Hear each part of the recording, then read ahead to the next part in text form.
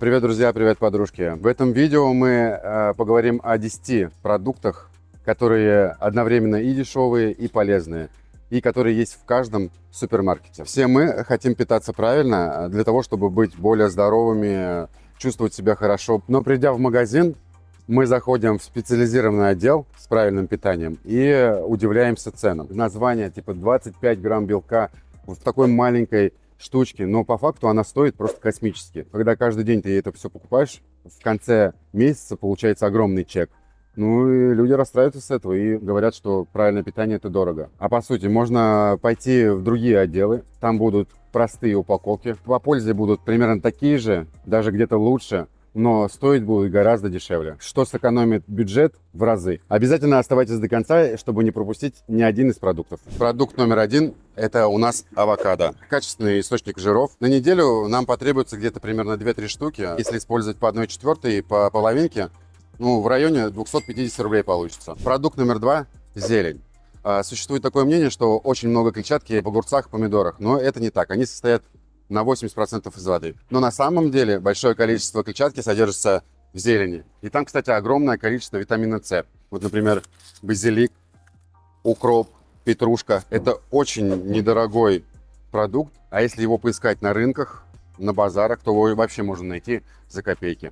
Нам где-то потребуется по 70-50 грамм в каждый прием пищи. 2-3 приема пищи, примерно где-то 200 грамм. В принципе, это не очень дорого. Продукт номер 3. Яйца. Яйца – это самый дешевый источник белка с большим содержанием аминокислот. Они легко усваиваются, хорошо впитываются нашим организмом. Каждый день мы где-то едим где-то 2-3 яйца. На неделю получается около 20 яиц. И по ценнику где-то это около 120 рублей. Можно даже найти дешевле, можно дороже. Все зависит от качества. Классный продукт, всегда его берем. Продукт номер 4 – это рыба. Качественный источник омега-3.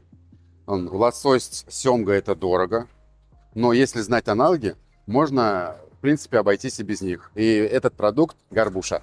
Даже если она замороженная, можно найти по очень хорошей цене, по недорогой. 2 приема пищи в среднем выйдет где-то 400 рублей. Не очень дорого. В принципе, подходит любая рыба, такая как селедка, скумбрия. А селедка вообще является рекордсменом по количеству омега-3. Можно даже пойти на рынок, посмотреть, там будет в разы дешевле. Продукт номер 5 – это скучно, неинтересно, это наша любимая гречка. Это источник медленных углеводов, которые будут подпитывать энергией продолжительное время. Стоит очень дешево, и она очень полезна. То есть плюс там дополнительный источник клетчатки. Продукт номер 6 – это костный бульон. То есть я не предлагаю вам есть кости, но мы берем косточки с небольшим количеством мяса, и чем дольше мы вывариваем, тем больше выварится полезных аминокислот. 3-4 часа. Она очень полезна для гормональной и нервной системы.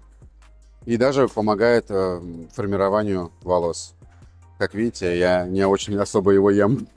Продукт номер 7 – это филейная часть птицы. Можно выбрать утку, курицу, индейку. Но мы будем выбирать индейку, потому что ее меньше стимулирует к росту, поэтому она сама растет. Она чуть дороже, но по содержанию белка примерно одинаково все там. Продукт номер 8. Орехи. Орехи – это один из источников полезных жиров. Они богаты витаминами и белком. Есть различные виды орехов. Есть какие-то недорогие, вот миндаль, например. Фундук, тоже не очень дорогой. А есть вот чуть подороже кедровый орех. Все зависит от вашего кошелька. Их нужно совсем чуть-чуть, где-то по 30 грамм в день. 200-300 рублей на неделю. В принципе, вот такая вот цена. Продукт номер 9. Печень трески. Большое содержание жиров, то есть дает долгое насыщение. Но важно смотреть состав. В составе не должно быть ничего лишнего. То есть вот здесь вот печень трески, соль, специи. Как бы ничего лишнего. В ней содержится очень много витаминов и практически нет углеводов. Такая вот баночка стоит примерно 200 рублей. Хватит нам ее практически на неделю. Заключительный продукт в нашем топ-10 – это ягоды. Они богаты клетчаткой, витаминами. Они, в принципе, ничем не будут отличаться от свежих, но будут стоить чуточку дешевле. Я сам люблю их добавлять в чаи, в каши вместо сахара. Получается очень вкусно и полезно. Обязательно посмотрите ролик «3 легких способа похудеть». И переходите в мой телеграм-канал. Я там больше рассказываю о тренировках, о рецептах, о том, как похудеть. Ссылка будет в описании.